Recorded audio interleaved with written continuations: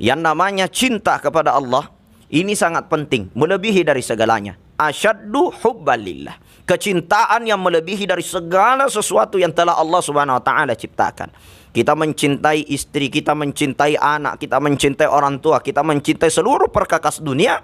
Namun kecintaan kita kepadanya hanya sebatas dalam genggaman, tidak masuk di dalam hati. Makanya Imam Ali karramallahu wajhah mengatakan, jangan sampai dunia berada di hati, akhirat hanya sebatas di tangan. Tapi orang yang beriman, orang yang memiliki rasa mahabbah, maka dunia ada di tangannya, akhirat di hatinya. Bila dunia hilang, mereka tidak sedih hati karena memang hanya sebatas di tangan. Maka dari itu perlunya kita memisahkan tentang keperluan hidup dan tujuan hidup. Keperluan hidup adalah dunia dan tujuan hidup kita adalah akhirat. Apa keperluan hidup kita? Makan, minum, mobil, rumah, istri, anak, semua hanya sebatas keperluan. Coba kita perhatikan. Seorang ulama sufi, ya, Jalaluddin Rumi, ia menyatakan, wahai Tuhanku, andaikan engkau ridho aku di neraka, maka aku lebih memilih neraka daripada surga. Kalaupun engkau murka bagiku untuk masuk surga, maka sungguh aku tidak pantas mengisi surga itu. Karena aku beribadah bukan karena surga dan bukan karena takut kepada neraka, tapi semua kulakukan hanya ingin mendapatkan ridho dan cintamu. Inilah ibadah, puncak daripada ibadah adalah mahabbah, kecintaan kepada Allah Subhanahu wa taala. Apapun perintah dalam Al-Quran, pasti hakikatnya adalah mahabbah.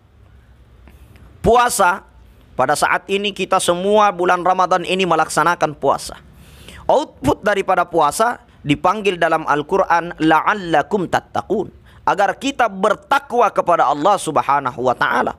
Hakikat daripada takwa adalah mahabbah. Takut kepada Allah adalah cinta kepada Allah. Takut kepada Allah adalah muraqabah kepada Allah, mendekatkan diri kepada Allah. Inilah hakikat daripada cinta, dan inilah hakikat daripada takwa. Pemirsa dirahmati Allah Subhanahu wa taala, ketika kita takut kepada anjing, takut kepada singa, takut kepada beruang, ya, takut kepada makhluk, maka tentu kita menjauhi makhluk itu. Ya, kita takut kepada anjing, maka tentu kita menjauh dari anjing itu. Takut kepada ular, ya tentu kita tidak mendekati ular itu.